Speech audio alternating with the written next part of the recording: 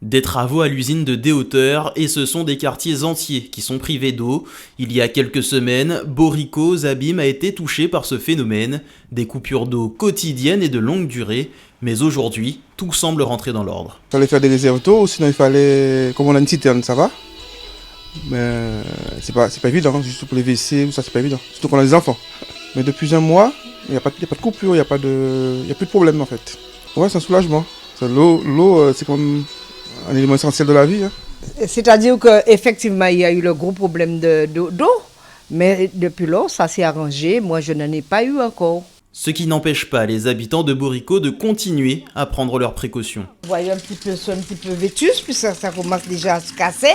Mais seulement, je garde ma citerne, je vais la garder, parce que s'il y a encore une autre coupure, on ne sait jamais, parce que ce n'est pas résolu ce problème.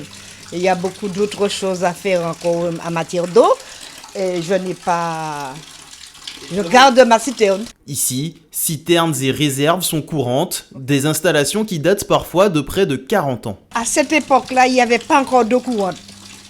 Alors, tout le monde faisait une citerne à côté de la maison, ou alors sous la maison, pour pouvoir s'alimenter en eau. Un mois sans coupure d'eau, c'est déjà presque un exploit pour le quartier. Alors, jusqu'à quand ?